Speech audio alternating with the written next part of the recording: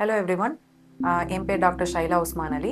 நான் Birla fertility and IVF சென்னையில் senior IVF consultant and centre ஹெட்டாக இருக்கேன். ஸோ இந்த வீடியோவில் நம்ம என்ன பார்க்க போகிறோம்னா, what is IVF, what happens in IVF, அது பெயின்ஃபுல்லாக இருக்குமா, சேஃபா, எவ்வளோ இன்ஜெக்ஷன் எனக்கு போடுவாங்க, எவ்வளோ நாள் ஆகும், இந்த மாதிரி கொஸ்டின்ஸ்க்கெலாம் உங்களுக்கு பதில் தெரியணும்னா இந்த 7 to 8 minutes வீடியோவை பாருங்கள். ஸோ ஃபர்ஸ்ட், ஒரு கப்புள் ஃபர்டிலிட்டி இஷ்யூஸ் இருக்குது, எனக்கு குழந்தையின்மை இருக்குது, நான் இவ்வளோ நாள் ட்ரை பண்ணிட்டேன், எனக்கு இன்னும் குழந்தைங்க இல்லை அப்படின்னு ஹாஸ்பிட்டல் வராங்கன்னா எடுத்த உடனே நம்ம என்ன பண்ணுவோம் அப்படின்னா, அவங்களுக்கு ஃபுல் ஹிஸ்ட்ரி கேட்டுப்போம். மெடிக்கல், சர்ஜிக்கல் ஹிஸ்ட்ரி, அவங்களுக்கு தைராய்டு, சுகர்ஸ், இந்த மாதிரி ஏதாவது ப்ராப்ளம் இருக்கா, பீரியட்ஸ் ரெகுலராக இருக்கா, இதெல்லாமே நம்ம செக் பண்ணிக்குவோம். அதுக்கடுத்து பிளட் டெஸ்ட்டு பார்த்துக்குவோம்.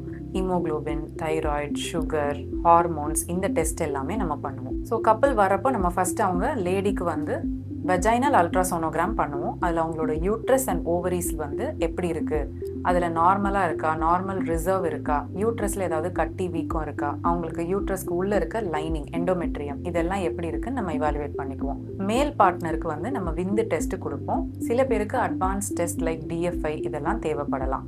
ஸோ ஒன்ஸ் நம்ம இந்த டெஸ்ட் எல்லாம் அவங்களுக்கு பண்ணிட்டோம்னா, அதுக்கு அடுத்த ஸ்டெப் வந்து நம்ம ஓவேரியன் ஸ்டிமுலேஷன், எக்கை வளர்த்துறதுக்கு நம்ம இன்ஜெக்ஷன்ஸ் கொடுப்போம் ஐவிஎஃப்ல. ஸோ நார்மலாக ஒரு லேடிக்கு வந்து பீரியட்ஸ் ஆகுது, ரெகுலர் சைக்கிள்ஸ் இருக்குன்னா அவங்களுக்கு ஒரு எக் உருவாகும். அந்த ஒரு எக் வந்து நம்ம ஹஸ்பண்டோட விந்து உள்ளே போகிறப்போ ஃபர்டிலைஸ் ஆகி அது பேபியாக மாறுது. இதுதான் நேச்சுரல் சைக்கிளில் நடக்கும். நம்ம ஐவிஎஃப்ல என்ன பண்ணுவோம்னா, நம்ம கொடுக்குற இன்ஜெக்ஷன்ஸில் அவங்களுக்கு இருக்கிற ஃபாலிக்கல்ஸ் எல்லாமே க்ரோ ஆகும். ஏன்னா ஒரே சைக்கிளில் நம்மளுக்கு எவ்வளோ மேக்ஸிமம் எக்கு கிடைக்குதோ அவ்வளோ நல்லது. ஸோ இந்த இன்ஜெக்ஷன்ஸ்லாம் வந்து உங்களுக்கு மினிமம் 10 days போகும். அண்ட் day 2 ஆஃப் பீரியட்ஸ்லேருந்து ஸ்டார்ட் பண்ணுறப்போ we will do follicular study. அது என்ன அப்படின்னா, ஜஸ்ட் அந்த எக்கோட க்ரோத்தை வந்து அல்ட்ராசவுண்ட் மூலமாக மானிட்டர் பண்ணுறது தான். ஒன்ஸ் அந்த எல்லா எக்கும் ஒரு பர்டிகுலர் சைஸ் ரீச் ஆயிடுச்சு நம்ம போடுற இன்ஜெக்ஷனில் அப்படின்னா, அந்த எக் பிக்கப் அப்படின்னு சொல்லிட்டு ஒரு ப்ரொசீஜருக்கு நம்ம போவோம். இந்த போடுற அந்த 10 days இன்ஜெக்ஷனும் ரொம்ப பெயின்ஃபுல்லாலாம் எதுவும் இருக்காது. எல்லாமே ஸ்கின்ல போடுற இன்ஜெக்ஷன்ஸ் தான். It will be very painless. So once அந்த 10 days இன்ஜெக்ஷன் நம்ம முடிஞ்ச உடனே நம்ம எக் பிக்கப்னு ப்ரொசீஜர் பண்ணுறோம். எக் பிக்கப் ப்ரொசீஜர் வந்து will be done under anaesthesia. ஒரு சின்ன மைல்டு ஐவி செடேஷன்லேயே உங்களுக்கு வந்து இந்த ப்ரொசீஜரை முடிச்சிடலாம்.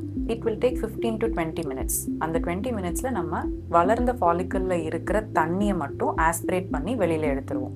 இந்த ப்ரொசீஜர் பண்ணுறப்போ வந்து உங்களுக்கு வெளியில் எந்த ஸ்காருமே இருக்காது. இது ஃபுல் அண்ட் ஃபுல் வெஜைனலாக நம்ம பண்ணுற ப்ரொசீஜர், வெளியில் எந்த ஸ்கார்ஸும் இருக்காது.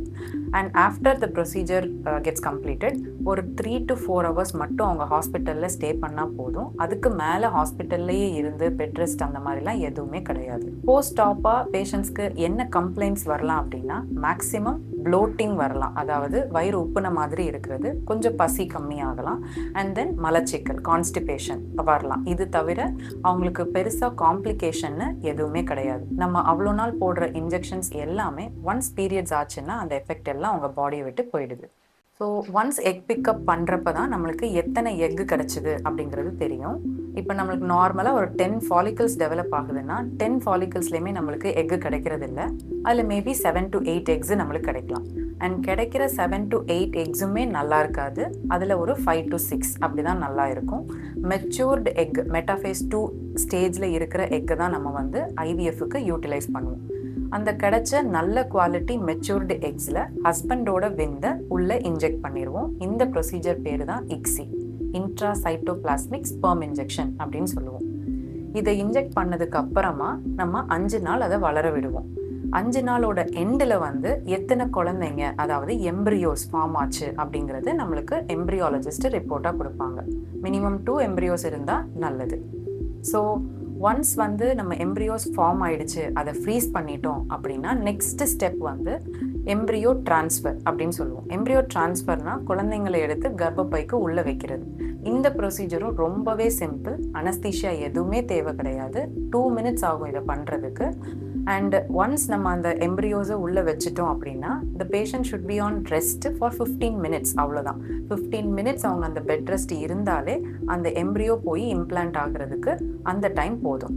ஒன்ஸ் அந்த ப்ரொசீஜர் முடிச்சதுக்கப்புறம் உங்கள் ஹாஸ்பிட்டல்லையும் ஒரு 2 ஹவர்ஸ் இருந்தால் போதும். மெடிசின்ஸ் எல்லாம் கரெக்டாக ஃபாலோ பண்ணிவிட்டு அவங்க வீட்டிலையே ரெஸ்ட் எடுத்துக்கலாம். அண்ட் ஒன்ஸ் எம்ப்ரியோ ட்ரான்ஸ்ஃபர் முடிஞ்சதுக்கப்புறம் கம்ப்ளீட் பெட் ரெஸ்ட் இருக்கணுங்கிறது அவசியமே கிடையாது. அவங்க டே டு டே ஆக்டிவிட்டிஸ், சில பேர் வேலைக்கு போவாங்க, எல்லாமே பண்ணலாம். இந்த ப்ரொசீஜர் பண்ணதுக்கப்புறம் பெட் ரெஸ்ட்டு அவசியமே இல்லை. எம்ப்ரியோ ட்ரான்ஸ்ஃபர் முடிஞ்சதுக்கு அப்புறமா நம்ம ஒரு 14 டேஸ் வெயிட் பண்ணி தான் பீட்டா ஹெச்சிஜி பிளட் டெஸ்ட் இல்லாட்டி யூரின் ப்ரெக்னன்சி டெஸ்ட் நம்ம செக் பண்ணுவோம். அதில் தான் நம்மளுக்கு ப்ரெக்னன்சியா இல்லையா அப்படிங்கிறது தெரியும். ஸோ எல்லோரும் என்ன நினச்சிக்கிறாங்கன்னா, ஐவிஎஃப் பண்ணால் ஃபஸ்ட் சைக்கிளே பாசிட்டிவ் ஆகிடும் அப்படின்னு நினைக்கிறாங்க. அது இல்லை.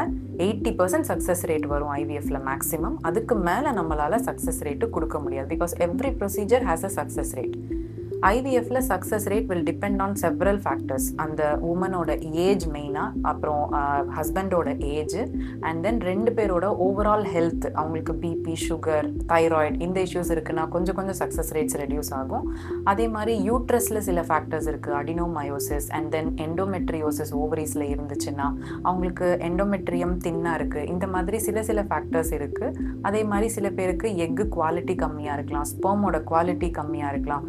இந்த மாதிரி நிறைய ஃபேக்டர்ஸை டிபெண்ட் பண்ணி தான் நம்மளுக்கு ஐவிஎஃபோட சக்ஸஸ் ரேட் சொல்ல முடியும். ஓவராலாக ஒரு normal couple without any issues, ரொம்ப super embryos and good endometrium யூட்ரஸில் அப்படி இருந்துச்சுன்னா the success rate 70 to 80%. So உங்களுக்கு ஐவிஎஃப் அட்வைஸ் பண்ணியிருக்காங்க உங்களோட ஃபர்டிலிட்டி கன்சல்டன்ட் அப்படின்னா, முதல்ல பயத்தை நிறுத்துங்க. நிறைய கொஸ்டின்ஸ் கேளுங்க. எல்லா டவுட்டையும் கிளியர் பண்ணிக்கோங்க. பிகாஸ் பயம் போச்சுன்னா உங்களுக்கே கான்ஃபிடென்ஸ் வந்துடும்.